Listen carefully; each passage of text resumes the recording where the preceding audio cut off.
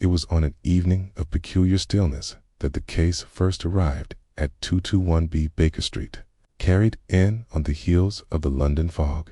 I remember it well. Holmes had spent the greater part of the afternoon methodically poisoning the atmosphere of our sitting room with a particularly noxious experiment, the fumes curling against the window panes like a living thing as I sat at my desk. Desperately seeking refuge behind a volume of medical journals, I heard a commotion on the street below. A man's hurried footsteps echoed up from the cobblestones, the rhythmic tap of a cane punctuating his gait. Holmes, reclining in his chair with the indolence of a panther at rest, tilted his head slightly, as if attuned to some hidden frequency in the noise. "A visitor," he murmured. I lowered my journal. "A patient for me, or a puzzle for you?" Holmes smiled faintly. "The latter, my dear Watson, and an urgent one, if I am not mistaken." Before I could inquire further, there came a frantic knock at the door. Mrs. Hudson appeared a moment later, her expression pinched with concern. "A gentleman to see you, Mr. Holmes. He refuses to wait." Holmes gestured toward the door. "Then, by all means, let him in before he collapses upon our threshold." The man who entered was of middle years, dressed in a fine but travel-worn overcoat, his features pale and drawn beneath a neatly trimmed beard. His hair was disheveled, and his gloved hands trembled as he removed his hat. But it was his eyes, dark and hollow, that caught my attention. They carried the weight of a man pursued by something unseen. Holmes, ever the observer, took in the man's mud-spattered trousers, the frayed cuff on his left sleeve, the curious indentation upon the ring finger of his right hand, where a band had once sat but was now missing. "Mr. Holmes," the man gasped, gripping the back of a chair for support, "I have come to beg for your help. There is a curse upon me." Holmes arched a brow. "A curse?" The man nodded feverishly, his fingers tightening around the chair's back. "Yes, sir, and it has already begun to take its toll. My servant is dead." A tense silence filled the room. Holmes leaned forward slightly, his keen gaze pinning the man in place. "Sit down, sir. Kindly tell me your name along with why you believe your fate to be sealed." The man sank into the chair, exhaling shakily. "My name is Theodore Upton, and I believe it all began when I came into possession of the cursed reliquary of St. Bartholomew." Holmes steepled his fingers, his sharp eyes gleaming with interest. "A reliquary, you say?" Upton nodded, his breath still unsteady. "A most unusual one, Mr. Holmes. An ivory casket, no larger than a man's hand, said to contain the finger bone of St. Bartholomew himself. It was discovered in an abandoned monastery in the south of France and brought to London by an antiquities dealer named Vincent Tremo." I frowned. "St. Bartholomew the Apostle, the one who was flayed alive," Holmes finished, a glint of something unreadable in his expression. Upton swallowed hard. "Yes, Dr. Watson, and if legend is to be believed, this relic carries with it a most dreadful curse. Any man who defiles it shall suffer the fate of the saint." Holmes leaned back slightly, his fingers drumming idly against the arm of his chair. "I take it you're not a superstitious man, Mr. Upton?" Upton hesitated. "I was not, Mr. Holmes, but when I purchased the reliquary, strange things began to happen." Holmes gestured for him to continue. Upton inhaled deeply, composing himself. "I acquired the reliquary at a private auction 3 nights ago. That very night, my servant, Henry Clark, was found dead in my study." Lestrade, who had entered midway through the story, let out a scoff. "And how did the poor devil die?" Lopton's expression darkened. His skin had been flayed from his hands. Even Holmes seemed to still at that. Lestrade muttered a curse under his breath. "Good Lord." Upton's voice dropped to a whisper. "And there's more. The reliquary is missing." Holmes' fingers tightened ever so slightly. When did you last see it? The night of Henry's death, Upton said. It was locked in my study, upon my writing desk. When the constable arrived, it was gone. I frowned. Then surely, it was stolen perhaps, during the commotion of your servant's death. Upton shook his head. That is what I thought. But my study was locked from the inside. There were no signs of forced entry, no missing keys. The police were baffled. But I tell you, Mr. Holmes, something unnatural is at work. Holmes tapped his fingers together, his mind already racing ahead. The body. Watson, what of it? Upton swallowed. The police surgeon examined him. There were no defensive wounds, no sign of a struggle. It was as if his skin had simply peeled away. A cold shiver ran through me. Holmes exhaled slowly. And yet, we both know such things do not happen by supernatural means. Lestrade huffed. Locked room murder and a missing relic. It's got a thief and a blade written all over it. Holmes smiled faintly. Lestrade. And yet, how does one commit murder in a locked room, steal an item without disturbing a single thing, and vanish without a trace? Lestrade scowled. That's your job to figure out, Holmes. Holmes rose abruptly, retrieving his coat and hat. Then we shall not waste another moment. Mr. Upton, you will take us to your home at once. Upton nodded, rising to his feet, though his hand still trembled. You will help me then? Holmes smiled. If only to satisfy my own curiosity, sir. For if there is a man clever enough to make it appear that a curse has come to life, then I do believe we are dealing with the most ingenious villain. Holmes turned to me, his gray eyes sharp with excitement. Come, Watson, we have a ghost to catch. The midnight air was damp and oppressive as our carriage rattled through the streets of London, bound for the residence of Theodore Upton. Holmes sat across from me, his hands steepled in deep thought, his gaze distant as though he were already dissecting the puzzle laid before him. Lestrade, seated beside me, let out a low grunt, shifting uncomfortably in his seat. I tell you, Holmes, I don't care for this one bit. A locked room killing is bad enough. But when you start bringing in curses and ancient bones, the whole business turns into superstitious nonsense. Holmes smiled faintly. Ah, Lestrade, your skepticism is as predictable as the tides. And yet, in all our dealings, you must admit that there is always a rational answer lurking beneath the veil of the inexplicable. Lestrade crossed his arms. Okay, and you already have a theory, don't you? Holmes exhaled softly. I have an absence of certainty, which is often more valuable than premature conclusions. He tapped his fingers lightly on his knee. Details are most intriguing an artifact of religious significance. A death with ritualistic overtones and an apparent impossibility of access. He turned his gaze to Upton, who sat wringing his hands in nervous agitation. Tell me, Mr. Upton, Holmes murmured, why did you purchase the reliquary? Key. Upton shifted uncomfortably. I have always had an interest in antiquities. Key. My collection is quite extensive. Okay. When I heard about the auction of St. Bartholomew's reliquary, I knew I had to acquire it. It was an extraordinary find. Holmes' eyes narrowed slightly.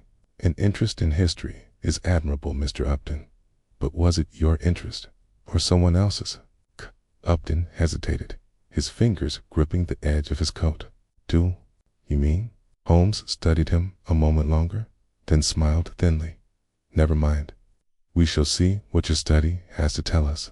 At that moment, the carriage lurched to a stop. The house before us was a large but unremarkable townhouse, its windows dark and silent, save for a single flickering light in the upper study. Holmes stepped down onto the wet cobblestones, gazing up at the house. A man's home is his castle, Watson. But tonight, it may also be his tomb of secrets. The study where Henry Clark had died was precisely as Upton had left it. The faint scent of decay still lingering in the air. The constables had been through, of course, but everything remained eerily undisturbed. A room, frozen in the moment of its last breath. A heavy desk sat at the far end of the room, an oil lamp flickering beside a collection of books and papers. A glass cabinet stood near the wall, half filled with various trinkets of antiquity. The thick velvet curtains were drawn, shutting out the city beyond. And then, of course, there was the bloodstain. A dark, almost blackened patch marred the Persian rug in the center of the room. The constables had moved the body, but the memory of its presence remained an ugly shadow upon the floor. Holmes moved with deliberate precision, his sharp eyes drinking in every detail. I followed his gaze, trying to see what he saw. No signs of forced entry, no disturbance. Lestrade grunted. Yet, a man is dead, and the blasted relic is gone. Holmes turned to Upton. Where exactly was the reliquary placed? Upton gestured toward the desk. Here, just beside the lamp. Holmes nodded and bent low, his hands gliding over the surface of the desk with the gentleness of a pianist. At his keys, ran his fingers lightly along the edge of the wood, then along the floor beneath it, his expression unreadable. After a moment, he rose. Curious. Lestrade frowned. What is Holmes? Straightened. There is dust on every part of this desk except for one. I moved closer. Indeed, a small rectangular outline remained upon the wood, stark and untouched amidst the settled dust. The precise dimensions of the missing reliquary. Lestrade huffed. Well, that just confirms what we already knew. The thing was stolen. Holmes smiled faintly. Does it? Lestrade blinked. Of course it does. Holmes turned toward the cabinet, studying the glass panels. Haze, reflection, wavered against the flickering light. He tilted his head slightly, then suddenly reached out and rapped his knuckles against the glass. A hollow clunk echoed through the room. Upton jumped slightly. Mr. Holmes? Holmes' expression sharpened. He turned back to Upton. This cabinet, he said. Did it always stand here? Upton hesitated. Why, yes. It has been here for years. Holmes tapped the side of the wood, as though listening for something. Then, with a quick movement, he pressed his hands against the edges and the entire panel slid inward. I gasped. A hidden compartment.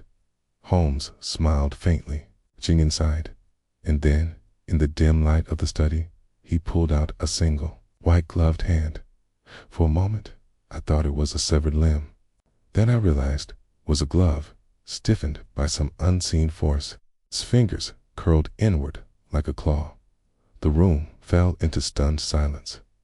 Holmes turned the glove over, its expression unreadable. Then, softly, he murmured, "Ah, now we are getting somewhere." Lestrade recovered first. What the devil is that? Holmes held up the glove, his fingers examining its stiff, unyielding texture. Fascinating. Watson, what do you make of this? I stepped closer, peering at it under the light. The surface was rough, almost brittle. I hesitated, then reached out to touch it tonally, to pull back sharply. It was cold, unnaturally cold. I swallowed. Okay, this isn't just any glove. It has been treated with something. Holmes' eyes gleamed. Indeed, Watson, something quite remarkable. Upton, now visibly shaken, stammered, But what does it mean?" Holmes turned the glove over in his hands, his gaze piercing. "It means, dear Upton, that your cursed reliquary is merely one piece of a far greater deception." Lestrade frowned. "And the servant? How did he die?" Holmes turned back toward the desk, his gaze locking onto the blood-stained carpet. "Answer, my dear Lestrade, lies in the manner of his death." He glanced at me. "Watson, recall what Upton said the man's skin was found flayed from his hands." I nodded grimly. "Yes, a horrific wound." Holmes smiled faintly. "Then tell me A man wished to simulate such an injury without lifting a blade. What substance might he use? I inhaled sharply as the realization struck me. Holmes nodded approvingly. Precisely, Watson. He turned to the others. This was not a curse. It was an execution. And the murder weapon was not a dagger, but a chemical. A chill ran through me. Lestrade exhaled sharply. Then we aren't dealing with a ghost. Holmes' eyes gleamed. No, Lestrade. We are dealing with a scientist. The discovery of the stiffened glove cast an even darker shadow over the case. It was no longer merely about a missing artifact or a man's superstitious fears. Murder had taken place by means so insidious, so precise, that it had left no immediate trace of foul play.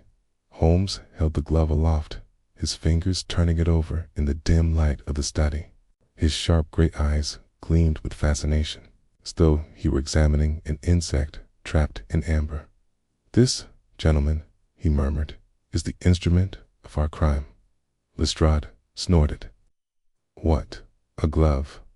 Holmes smiled faintly. Not just any glove, Lestrade. A glove that has been subjected to a very specific chemical process. The tease hardened, grown brittle, and he snapped one of the fingers off, letting it crumble into dust. I inhaled sharply. Good Lord. Upton, still visibly shaken, muttered. But what does it mean? Holmes dusted off his hands.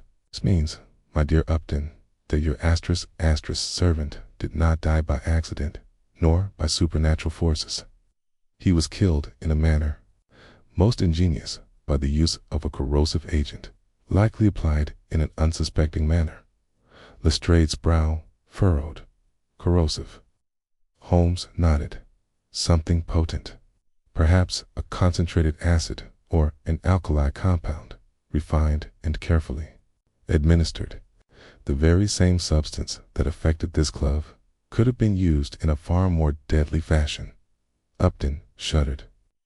You mean Henry Clark's hands were dissolved? Holmes sighed. Not quite, but whatever chemical was employed, it was applied with a deliberate intent, ensuring the body would bear the illusion of a biblical curse. A heavy silence filled the room.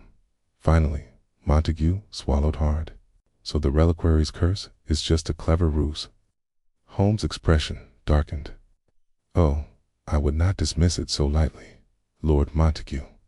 For while the curse itself may be nothing but an illusion, the fear it instills is all too real.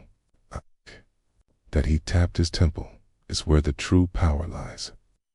Lestrade exhaled sharply. So we're looking for a man who not only has access to rare chemicals, but also understands how to use them without leaving a trace.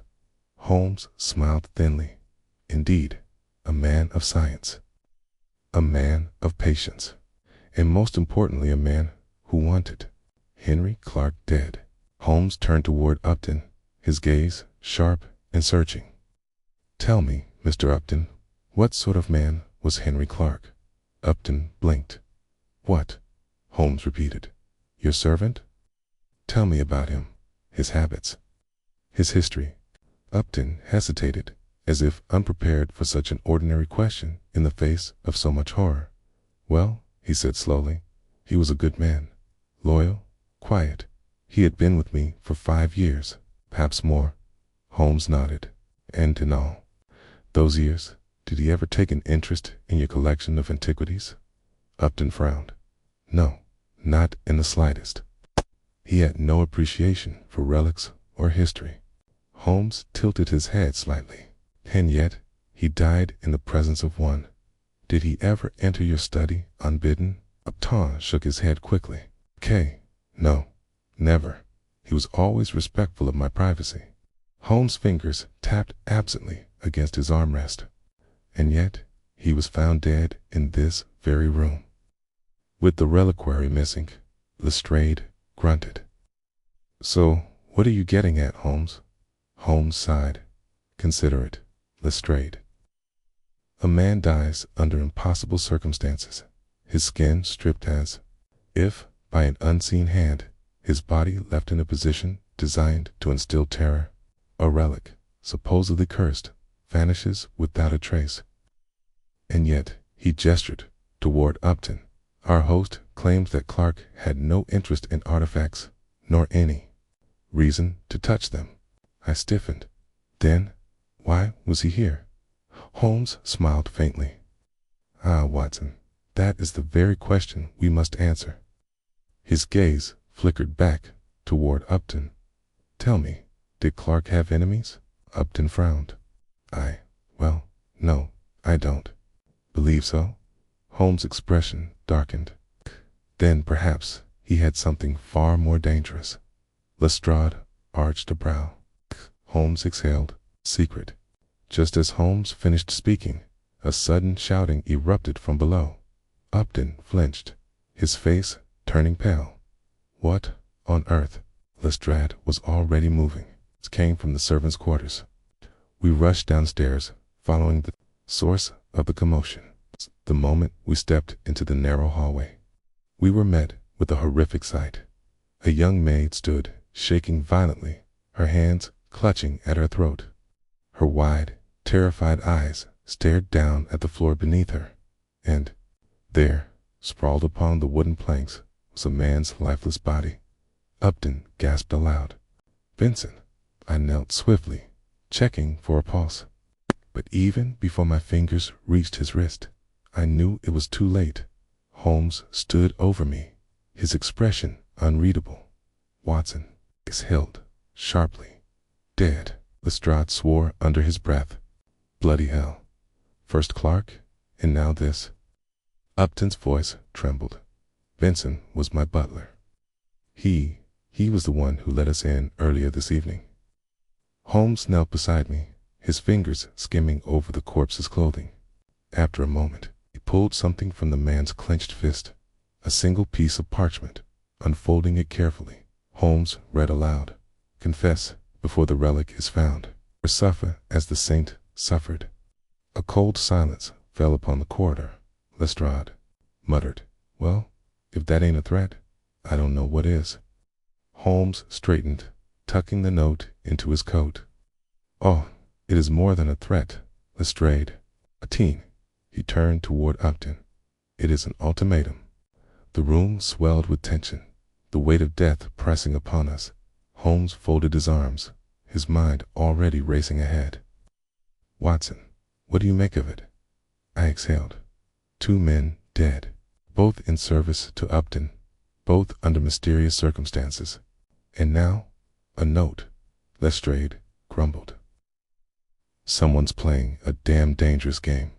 Holmes nodded. "Indeed.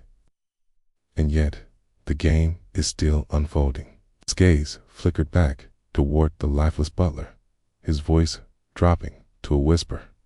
"We have not yet seen the final move." The lifeless body of Benson lay sprawled upon the wooden floor, his face contorted into an expression of silent horror. The message Holmes had retrieved from the dead man's clenched fist still lingered in my mind, its chilling words repeating like a curse, "Confess before the relic is found, or suffer as the saints suffered who had written it." And what did Benson know that warranted such a fate? Holmes stood above the corpse, his hands clasped behind his back, his piercing gaze studying every detail. His sharp profile was illuminated by the flickering gaslight, and for a long moment he said nothing. Lestrade, ever impatient, let out an aggravated sigh. "Well, Holmes, don't keep us in suspense. What do you make of it?" Holmes did not immediately answer. Instead, he crouched beside the body, his fingertips gliding lightly along the fabric of the butler's coat. Then, with delicate precision, he pulled something small and brittle from the dead man's sleeve. He held it up to the light. "A single fragment of parchment," he murmured. I frowned, stepping closer. "Another note." Holmes shook his head. "No, Watson, this is older." Lestrade leaned in, squinting at the delicate scrap between Holmes' fingers. "Looks like it's been burned." Holmes nodded. "Precisely." His voice was soft, thoughtful. Swan destroyed a document and Benson, for whatever reason, tried to salvage a piece. Upton, still visibly shaken, stepped forward. But, why would he do that? Holmes' gray eyes flashed. 'Cause, my dear Upton, Benson was not merely your butler. Upton blinked. What? Okay. Holmes studied the dead man's hands, his expression unreadable. Look at his fingers, Watson. I knelt beside him, examining the hands more closely. At first glance, they were the hands of a man accustomed to labor. But upon further inspection, I saw what Holmes had noticed faint ink stains upon the fingertips. I exhaled. He was a writer. Holmes smiled faintly. No, Watson. A manservant may take dictation, but he does not develop the habitual ink stains of a scholar. Lestrade frowned. Then, what was he?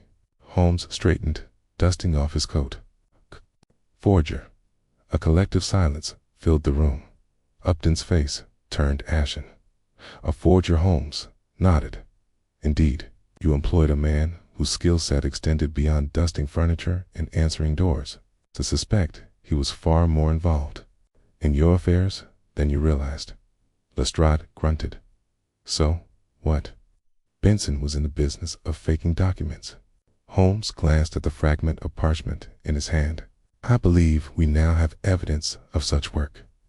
He turned toward Upton. Tell me, did Benson have access to your private records? Upton hesitated, his eyes darting toward the desk. In the study? I suppose he could have. Yes, but I never had reason to suspect him. Holmes smiled faintly. That is often the case with the best deceivers, Mr. Upton. Lestrade crossed his arms. So we have a missing reliquary, a forger for a butler, and 2 dead men. What's the connection? Holmes tilted his head slightly. A most excellent question, Lestrade. And I believe the answer lies in the nature of this relic itself. He turned back to Upton. You claimed earlier that the reliquary of Saint Bartholomew came from an abandoned monastery in France. Upton nodded. Yes, that is what Tremeau, the antiquities dealer, told me. Holmes' eyes darkened. And how, may I ask, did he come into possession of such an artifact? Upton hesitated. I never asked.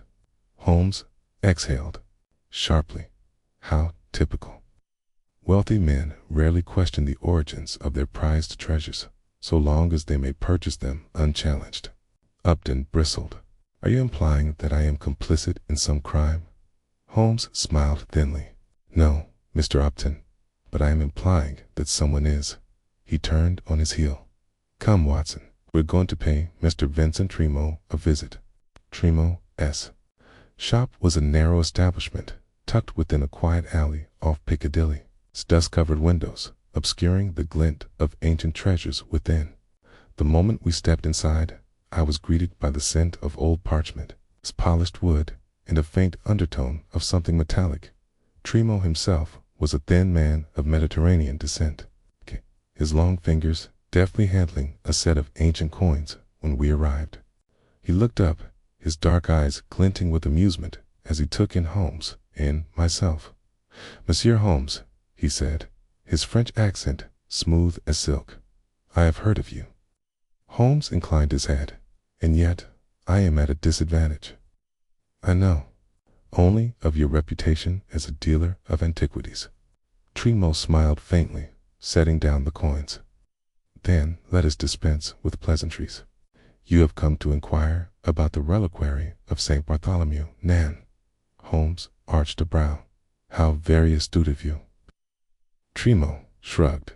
When 2 men come calling in the middle of the night, one of them, the great detective, Sherlock Holmes, it can only mean that something valuable has gone missing. Holmes exhaled. Quite so. Tell me, Mr. Tremeau, how did this reliquary come into your possession? Tremeau smiled, but it did not reach his eyes. Collector never reveals his sources, monsieur. Holmes studied him for a long moment. Then, without warning, he reached forward and plucked something from the countertop. A scrap of burned parchment. Tremo's eyes flickered dangerously. Holmes turned it over. His expression unreadable. Curious. This fragment bears the same qualities as the one found in the hand of a dead butler. I stiffened. Holmes' smile vanished. Holmes stepped forward, his gaze piercing. Tell me, Mr. Tremo, what was erased from history that men are now dying to protect? Tremo did not answer, but I saw it then, a flicker of fear in his eyes. Okay, man who knew more than he should, and a man who feared that knowledge might be the death of him. VincentTremos.com for Cotty had cracked, if only for a fleeting second. But in that moment, Holmes had seen enough. The antiquities dealer sat rigid behind his counter, his fingers tightening ever so slightly on the brass scale beside him. His lips, which had previously curved with serpentine amusement, now pressed into a thin, wary line. Holmes, standing before him with the burned scrap of parchment in hand, remained motionless. Because the flickering gaslight cast long shadows along his angular features, his sharp gray eyes never wavering from Tremo's.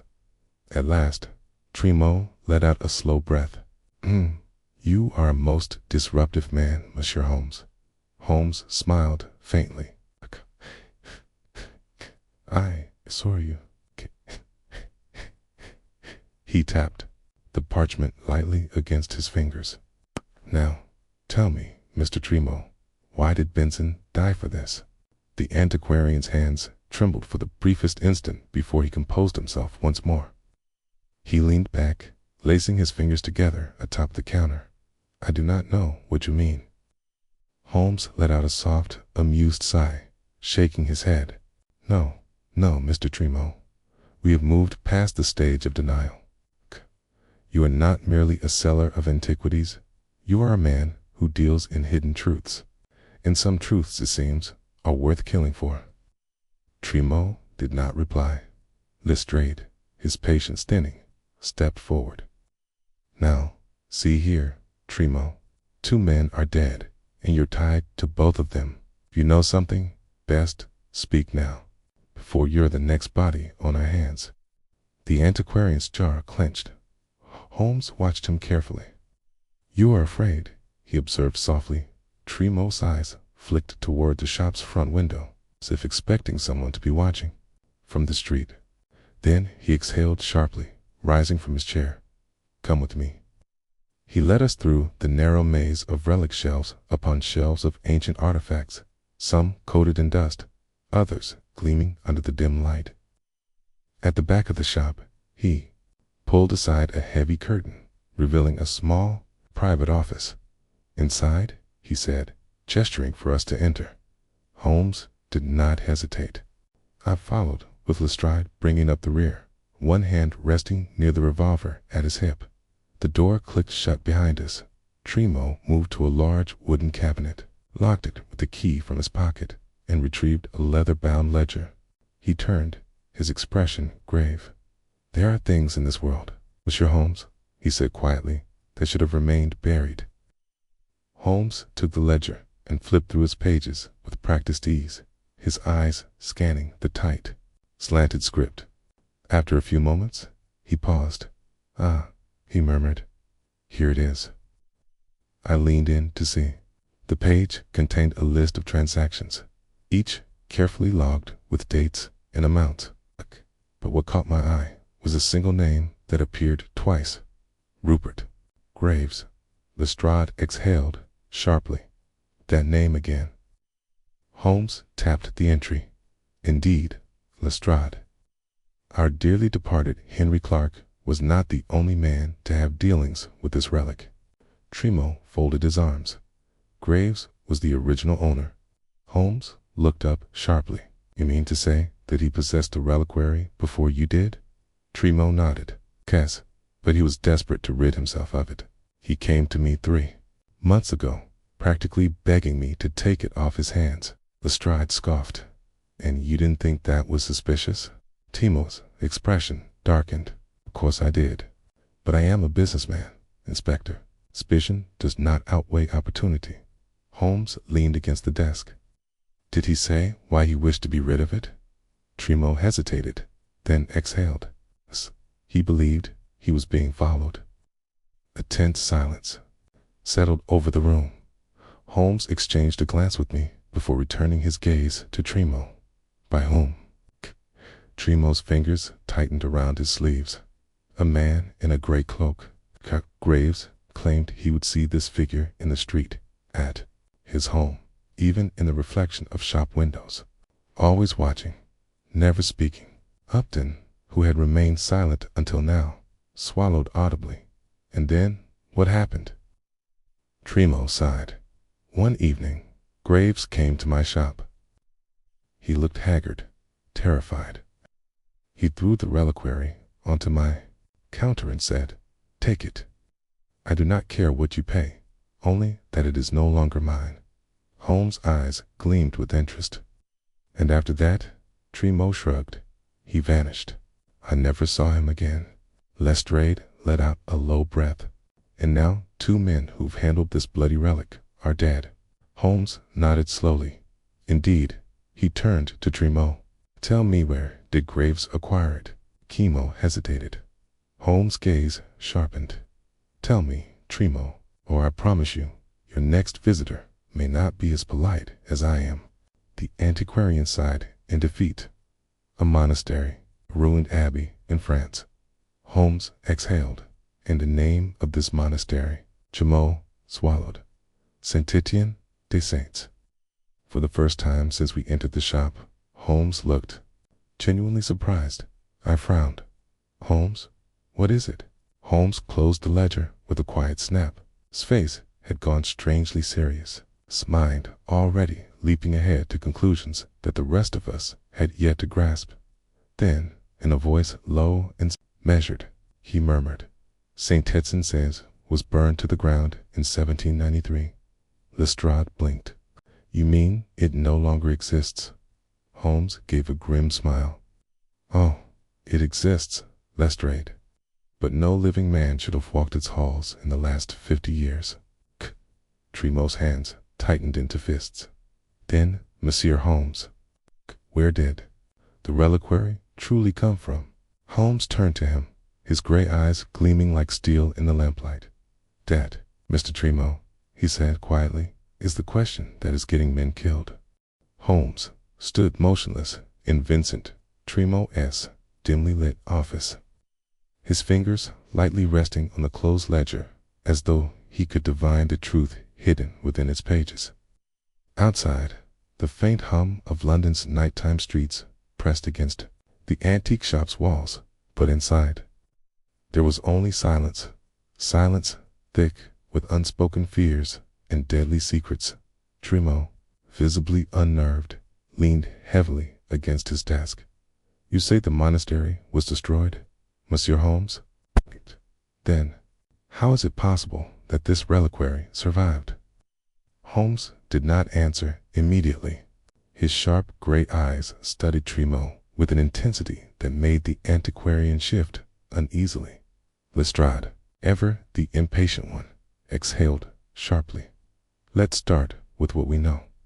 This Graves fellow gets hold of a cursed relic, decides he wants nothing to do with it, and hands it off to Tremo. Then he disappears. I nodded. And now, the men who have handled the relic are turning up dead. Holmes murmured, almost to himself, and yet the reliquary itself is missing. He tapped a finger on the leather-bound ledger. Mr. Tremo, aside from the sale of the reliquary, did you ever have any other dealings with Rupert Graves? Tremo hesitated, then sighed. It's only once. About a month after the sale. Holmes' eyes narrowed. Go on. Tremo rubbed his temples. It was late. Graves arrived at my shop, looking worse than ever. He was frantic, kept asking if I had heard anything, if anyone had come looking for him. I frowned. Looking for him? Tremo nodded. He claimed someone was watching him. He swore. He saw a man in gray robes standing outside his house at night. Holmes tilted his head slightly. Did he say anything else? Tremo hesitated. Yes, he told me that if anything happened to him, I should burn every document related to the reliquary. A heavy silence fell over the room. Lestrade muttered a curse. Us. So that's why Benson was trying to save that burned parchment. He must have realized that whatever was on that paper was worth killing for. Holmes exhaled softly. Indeed. He turned back to Tremo. Tell me, when Graves spoke of the man in gray, did he ever describe his face? Tremo shook his head. No, only that the man never spoke, never moved toward him, only watched. Holmes nodded slightly, as if confirming something in his mind. Then, turning to me, he said, Watson, we need to find Rupert Graves. Lestrade snorted. That'll be a fine trick, seeing as he's vanished without a trace. Holmes smiled thinly. Ah, Lestrade, no man ever vanishes without leaving a thread to follow. He straightened his coat. Come, there is someone in London who may know exactly where to find Mr. Graves. The carriage rattled through the damp streets of London as Holmes directed us toward Whitechapel, the dark heart of the city where secrets lurked in every shadowed alleyway. Who is this woman we're seeing? I asked as we neared our destination. Holmes glanced at me. Madame Leroux, a woman of many talents, and one who has spent her life among those who know the hidden pathways of London. Lestrade scowled. You mean she's a fence? Holmes smirked. If you prefer such a crude term, then yes. But Madame Leroux deals in more than stolen goods. She deals in knowledge. The carriage stopped outside a narrow, unmarked door along a quiet street. The only indication of habitation was a single, flickering red lantern swaying in the evening breeze. Holmes rapped twice against the wooden frame. Moments later, a latch slid back, and a pair of sharp, dark eyes peered through the narrow gap. A soft, melodic voice murmured, Monsieur Holmes. How unusual for you to seek me out. The door swung open, revealing Madame Leroux, woman of middle years. Her raven-black hair streaked with silver, her dress finely tailored, but with an air of effortless decadence. She smiled knowingly. Holmes stepped inside, removing his hat. Leroux, I find myself in need of information. She sighed theatrically, closing the door behind us. And when Sherlock Holmes seeks information, it is never of the ordinary sort. She motioned toward a dimly lit sitting area where she poured herself a small glass of absinthe before gesturing for us to sit. Tell me, monsieur, what mystery troubles you? Holmes leaned forward slightly. I am looking for a man. Rupert Graves. Madame Leroux's expression did not change, but I noticed the slightest tightening at the corners of her mouth. Holmes, of course, noticed it too. You? No, the name. Leroux sipped her drink slowly. I may have heard it. Holmes smiled. And where did you last hear it spoken? She studied him for a moment, then set down her glass. Graves came to me 2 weeks ago. He was desperate. Lestrade raised an eyebrow. Desperate for what? Leroux exhaled. Passage out of London. I felt my stomach tighten. He was fleeing. She nodded. He was terrified. Said he needed to disappear. He wanted papers, a new identity, and passage to the Mont. Continent. Holmes tapped his fingers against his knee. And did you oblige him? Leroux's lips curved into a small, amused smile. I provided him with what he sought. Whether he succeeded in his escape is another matter. Lestrade scowled. You expect us to believe you don't know where he went? Leroux sighed dramatically. Inspector, I deal in favors, not in chains. If a man wishes to disappear, it is not my place to follow him. Holmes tilted his head slightly, as if weighing her words. Then he murmured, but he never left London, did he? Madame Leroux's eyes darkened. Holmes smiled faintly. If he had, you would have said so outright. Instead, you chose your words carefully, meaning you know where he is. Leroux sighed. I do not know exactly where he hides, Monsieur Holmes, but I know where he was last seen. Holmes leaned forward. Tell me, Leroux hesitated for only a second before murmuring the ruins beneath St. Ignatius. A cold chill ran through me. Holmes exhaled softly. Of course, Lestrade frowned. St. Ignatius. That place has been abandoned for years. Holmes rose from his seat. That's precisely why it would make an excellent hiding place. He turned to me. Watson, I believe we are on the verge of uncovering something far greater than a stolen artifact. His gray eyes gleamed in the lamplight, and I feared that Rupert Graves may already be beyond our reach. The night was heavy with mist as we approached the ruins of St. Ignatius, the abandoned church standing like a skeletal specter against the London skyline. The faint glow of gas lamps barely penetrated the deepening fog, and a distant chime of a bell told midnight as we stood before the crumbling stone entrance. Holmes, ever the embodiment of calm precision, surveyed the decrepit structure with a calculating gaze. The perfect place for a man to disappear, he murmured. No constable dares patrol these grounds, and the city has long since forgotten it. Lestrade, who had remained skeptical of this latest lead, shifted uncomfortably beside me. It's a fool's errand, Holmes. If Graves is in there, he won't come quietly. Holmes smirked faintly. Then we shall have to be persuasive, Lestrade. I, on the other hand, felt a creeping unease settle in my chest. The ruins were silent, unnaturally so, as if even the city's rats dared not tread where we stood. Do you truly think Graves is still alive? I asked quietly. Holmes did not answer immediately. Instead, he stepped forward, pressing a gloved hand against the rotting wooden doors. If he is, he said finally, then we have very little time to reach him. With that, he pushed. The doors creaked open, revealing darkness beyond. The interior of St. Ignatius was a ruinous cavern, its once glorious ceiling half collapsed, its pews rotting away beneath the weight of decades. A few scattered moonbeams filtered through the shattered stained glass windows, painting the stone floor with fractured light. Holmes moved forward with careful intent, his gaze flickering from shadow to shadow, absorbing every detail. Lestrade followed close behind, revolver drawn, while I kept my own hand near my pistol, wary of whatever might be lurking beyond the dim glow of our lanterns. Somewhere in the distance, a faint rustling echoed through the silence. Holmes froze. Lestrade grunted. A rat. Holmes shook his head. Too heavy. I felt a prickle of apprehension along my spine.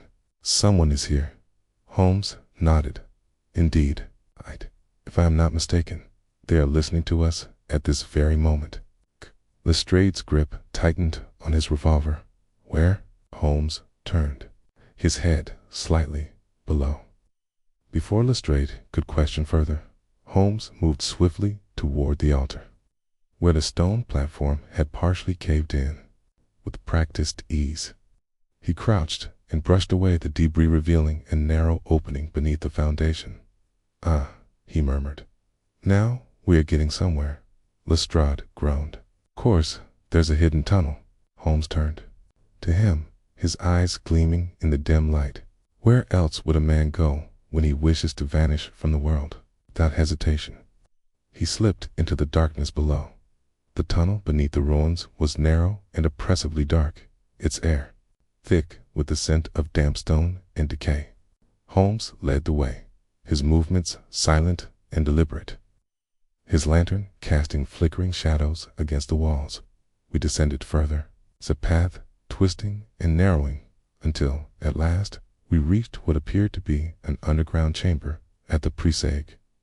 Far end, against the cold stone wall, lay a makeshift cat, a broken chair, and the remnants of half-eaten food. The evidence of human habitation was clear, and then I saw it. A man's silhouette, slumped in the corner, motionless. I rushed forward, my pulse hammering. Graves. But even before I touched him, I knew the body was cold, lifeless. Lestrade muttered a curse. Too late.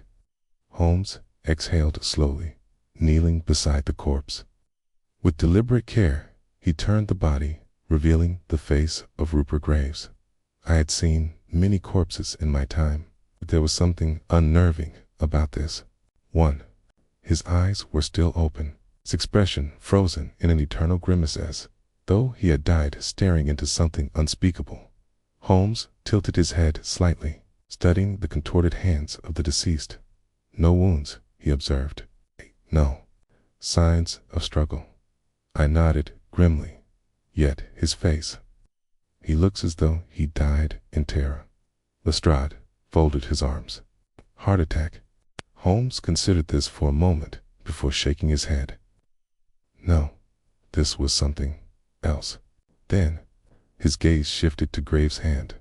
Something was clutched tightly within his stiff fingers.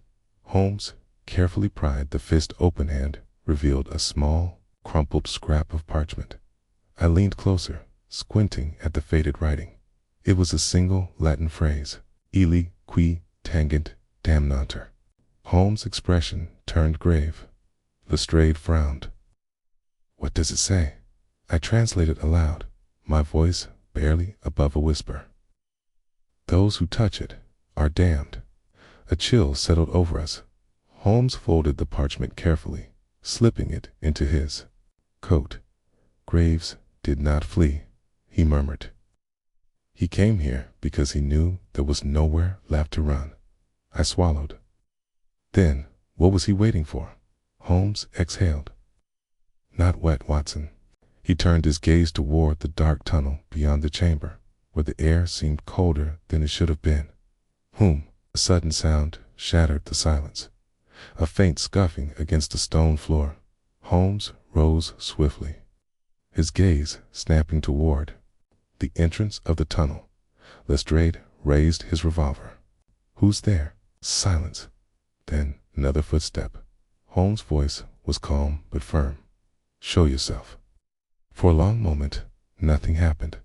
Then, slowly, a shadow moved at the edge of the lantern's glow. A figure stood in the passageway, clad in a long gray cloak, its hood obscuring the face beneath. A single gloved hand emerged from the folds of fabric and pointed directly at Holmes. Lestrade's voice was low and tense. Holmes. But Holmes did not move. He studied the figure for a long moment, then took a single step forward. Who are you? He asked. The figure remained motionless. In a voice barely above a whisper, it spoke. You were warned. The lantern flickered on. The figure vanished into the tunnel's darkness. The vanishing of the cloaked figure left a silence more deafening than any sound. The cold air of the tunnel wrapped around us like a phantom's breath, and for a long moment none of us spoke. Lestrade, still holding his revolver aloft, scanned the shadows with a sharp wariness. What in God's name was that? Holmes exhaled slowly, lowering the lantern to illuminate the stone floor where the figure had stood. The dust remained undisturbed as if no one had ever been there. I swallowed. Holmes, did we all imagine it? Holmes turned his head slightly, regarding me with something almost akin to amusement. No, Watson, but our visitor wanted us to believe there was something beyond flesh and blood. Lestrade muttered a curse. Well, they damn well succeeded. He holstered his revolver, shaking his head. This case was peculiar enough before people started disappearing into thin air. Holmes ignored the inspector's grumbling, instead turning back toward the lifeless form of Rupert Graves. His gaze, as always, was cool and calculating, his mind already working beyond what the rest of us could see. This corpse, he murmured, still has more to tell us. Holmes knelt beside Graves once more, carefully examining the dead man's coat. His fingers moved deliberately, searching for something unseen. Then he paused, his expression sharpened. There you are. With a swift motion, he withdrew a small, folded piece of parchment from within the lining of Graves' coat. Lestrade frowned. Another note. Holmes unfolded it carefully, holding it toward the light. The ink was smudged, but the words were still legible. The reliquary was never meant to be found. The Brotherhood still watches. They will not stop. A chill ran through me. Holmes' voice was quiet, but firm. The Brotherhood. So, at last, we have a name for our watchers in the shadows. Lestrade let out an exasperated sigh. Die. A bloody cult. Then, Holmes did not immediately respond. His sharp gaze remained fixed on the note, his expression unreadable. Finally, he murmured, "Not quite a cult, Lestrade. More likely, a society. A group of men who believe themselves to be guardians of something forbidden." I furrowed my brow. But why? What could be so dangerous about a simple relic? Holmes' lips pressed into a thin line. "The answer to that lies in St. Ted and Saints," Lestrade scoffed. "The ruined monastery? What does that place have to do with all this?" Holmes exhaled sharply. Everything turned back to me. "Watson, do you recall the significance of St. Bartholomew?" I nodded. "He was one of the 12 apostles. Tradition says he was flayed alive for spreading the gospel." Holmes inclined his head. "Indeed. But more importantly, certain legends claim that his remains were divided among secretive religious orders, each sworn to protect them." Lestrade's scowl deepened. "So you're saying these Brotherhood chaps are some kind of relic protectors?" Holmes' fingers drummed against his knee. "Possibly. But what concerns me is that phrase. The reliquary was never meant to be found." I swallowed. "Then Graves didn't just steal an ordinary artifact. He took something that was meant to remain hidden." Holmes nodded. "And for that, he was hunted." Lestrade grunted. "Which means whoever took the reliquary now is in the same danger." Holmes smiled faintly. "Which is why we must find it before another body turns up." Holmes stood, brushing dust from his coat. "We must return to Upton's estate at once." Lestrade frowned. "Why?" "The relic wasn't there when we checked." Holmes glanced toward me, his gray eyes glinting with something sharp. "Because we missed something." I blinked. "Missed what?" Holmes' smirk deepened. "The one thing that has been right in front of us all along." Without another word, he strode off into the tunnel. Lestrade groaned. "If I ever retire from this business, Watson, remind me why." I sighed. "Because you'd be bored, Lestrade." And with that, we followed Holmes back into the night. By the time we arrived at Theodore Upton's residence, the first hints of dawn were creeping over the London skyline. The house itself was silent, its gas lamps flickering dimly in the chill morning air. Upton, still rattled from the previous events, met us at the door with bloodshot eyes. "Mr. Holmes, have you found anything?" "Okay." Holmes strode past him without answering, his gaze sweeping across the grand hallway. "Okay." Watson led straight into the study. He followed as Holmes entered the room where Henry Clark had died. The blood-stained rug had been removed, but the air still carried a faint chill. Holmes turned, his gaze settling on the glass display cabinet that had once held Upton's collection of artifacts. His fingers traced the edges of the wooden frame. Then, without warning, he knelt beside it, running his hands along the floor beneath the cabinet's base. A moment later, he let out a soft laugh. "Ah," he murmured. "There you are." Lestrade frowned. "Holmes." Holmes pressed his hand against the wood hand. A hidden compartment slid open. A stunned silence fell over the room. Then, slowly, Holmes reached inside the hidden space and withdrew a small ivory casket. I sucked in a sharp breath. "The reliquary," I whispered. Holmes examined it carefully. Indeed, he turned to Upton, who looked utterly bewildered. "Tell me, Mr. Upton, was this cabinet already in your possession when you acquired the reliquary?" Upton nodded hesitantly. "Why, yes, of course." Holmes smiled thinly. "Then I suspect, without realizing it, you had already placed the relic back where it belonged." Lestrade scowled. "But that makes no sense." Who hid it here in the first place? Holmes exhaled. That is what we must determine. He carefully turned the reliquary over in his hands, then paused. His expression darkened. Something was wrong. Lestrade noticed. What is it? Holmes turned the casket slightly, revealing a fresh inscription carved into the ivory. A message. That had not been there before. I leaned closer, my stomach twisting as I read the words aloud. You were warned. The Brotherhood does not forgive. The room fell deathly silent. Holmes' voice was soft. Gentlemen, we are no longer the hunters. In this case, he looked up, his gray eyes sharp as steel. We are the hunted. The room was silent. The only sound was the distant ticking of a clock, marking each passing second as we stared at the inscription carved into the reliquary surface. You were warned. The Brotherhood does not forgive. Holmes' fingers hovered over the fresh engraving, his sharp gray eyes dark with thought. Lestrade's face, tight with frustration, let out a harsh breath. So, what are we dealing with here, Holmes? Some damned secret society running about London, carving threats into relics? Holmes' voice was calm but deliberate. More than that, Lestrade. The Brotherhood does not simply threaten, they act, and that means we are now in grave danger. I swallowed, glancing at the reliquary. But why let us find it? They wanted to keep it hidden. Why leave it here in Upton's own cabinet? Holmes tilted his head slightly. That, Watson, is the most pressing question. He turned to Upton, who was visibly pale. Tell me, Mr. Upton, when you acquired this relic, who else knew of its existence? Upton hesitated.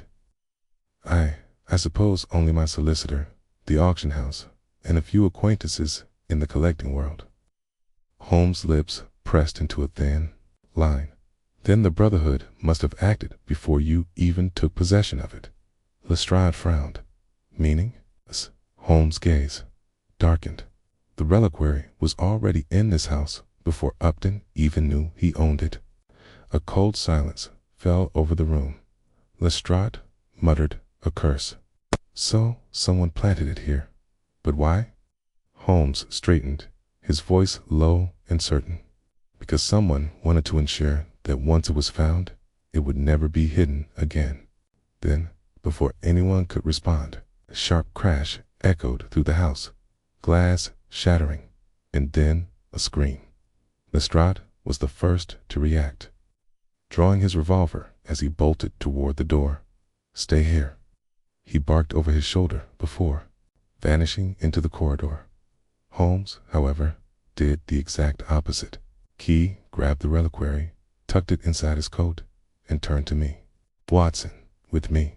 I hesitated only a second before following. The house was in chaos. Somewhere down the hall, a maid was sobbing, her cries sharp with terror. We raced toward the source of the noise, our footsteps pounding against the wooden floors. Lestrade had already reached the drawing room, his revolver raised. A large window had been smashed inward, shards of glass glittering across the floor. Cold night air poured in, carrying with it the smell of damp earth and rain. A single figure stood in the center of the room, draped in a long gray cloak. Holmes stopped short, his eyes gleaming with sudden understanding. Lestrade shouted, "Hold it right there." The intruder did not move. Their hood obscured their face, casting them in shadow. Then, with a single, swift motion, they threw a handful of powder into the air. A thick, choking cloud of smoke erupted between us. I coughed violently, my vision blurring as the acrid scent burned my lungs. I heard Holmes shout something, but the figure had already moved through the smoke. I saw them dart toward the door. Holmes lunged forward, but just as he reached for the hooded figure, they twisted at the last second, and something gleamed in. Their hand, a dagger. I saw it arc toward Holmes' chest, the blade catching the lantern light. "Holmes," I cried out, reaching instinctively, but Holmes was faster. With a fluid motion, he sidestepped, seizing the intruder's wrist mid-strike. There was a brief struggle then. With a swift twist, Holmes forced the dagger from their grasp.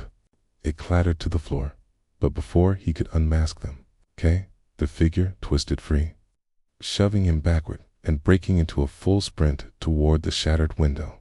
Lestrade fired a shot, but it missed, splintering the wooden frame as the intruder vaulted through the opening and vanished into the night.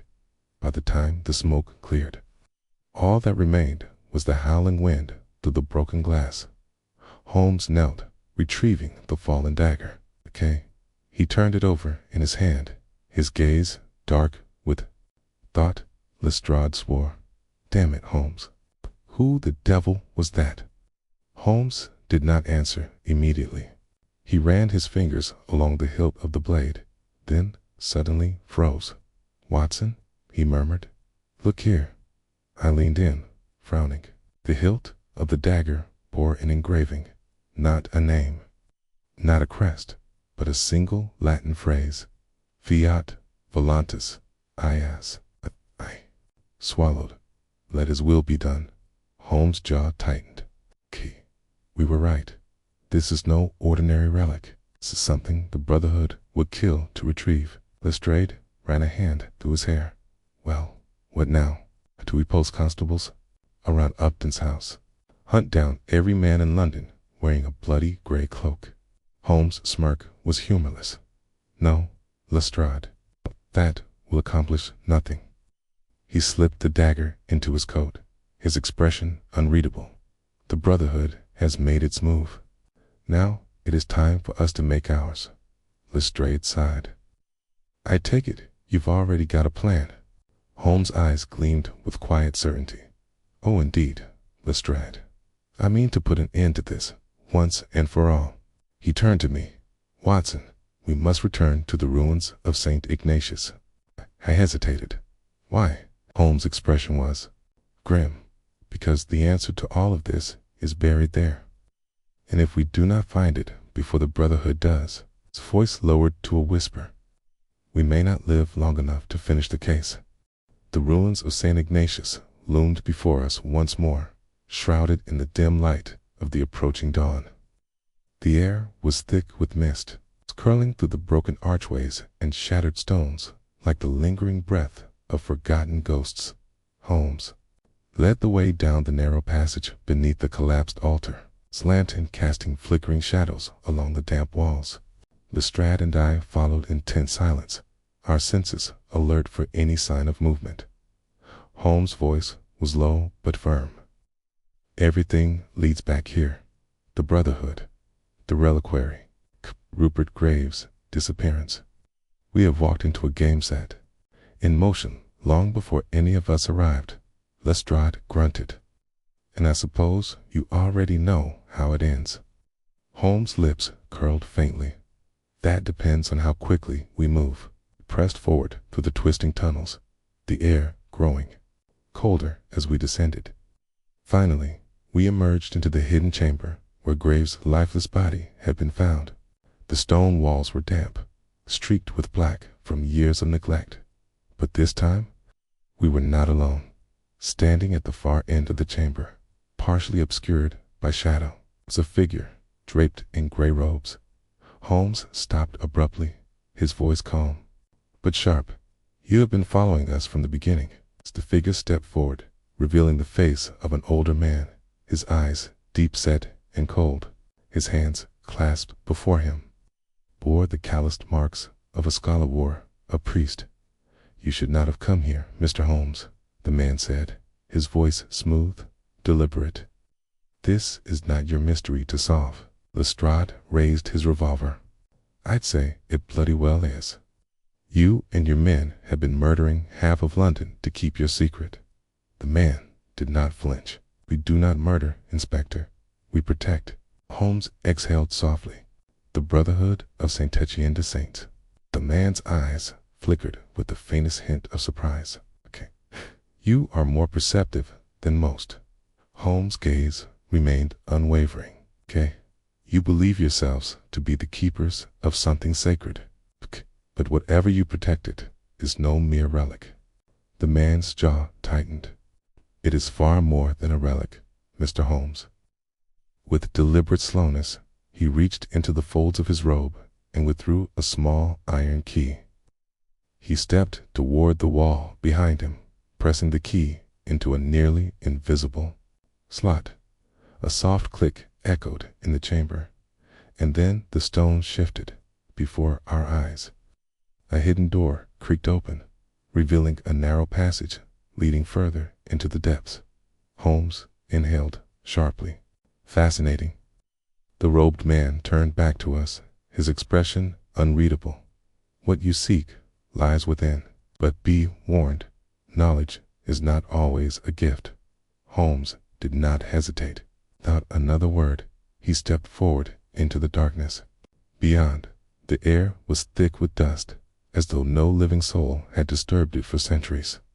As we moved deeper, the tunnel widened into a grand chamber, its walls lined with ancient stonework and crumbling murals. At the center of the room, resting atop a stone pedestal, was the true reliquary, not the one Upton had acquired, one that had been hidden in his study, but the real reliquary of St. Bartholomew. Holmes approached carefully, his gloved fingers tracing the surface of the ornate ivory box. The carvings were intricate, deliberately unlike any I had seen before. Lestrade whispered, "That's it?" Holmes studied the carvings, then murmured, "It is a tomb." I started, "A tomb?" Holmes nodded. "This reliquary does not merely contain a relic. A is the final resting place of St. Bartholomew's severed hand." Lestrade cursed under his breath. "And people have been dying for that." Holmes' expression was grave, not for the hand itself. He turned to the robed figure who had remained motionless at the entrance. "This is about what was hidden with it." The man nodded slowly. "You understand now?" Holmes tapped the edge of the reliquary. "Inside this box lies not only the hand of a saint, but a document." The robed man's lips pressed into a thin line. "A document that was never meant to be read." Lestrade scoffed. "And what could be so dangerous about a piece of paper?" Holmes exhaled. Confession. Silence thicker than the air itself settled between us. Holmes' voice was quiet but certain. Attention de Saint did not merely guard relics. It guarded a secret that could shake the foundations of the church. The robed man finally spoke. "The document was written by an unnamed scribal witness to something that should have been erased from history." Lestrade frowned. "What kind of witness?" The man's voice was steady. "The man who recorded the truth about the crucifixion."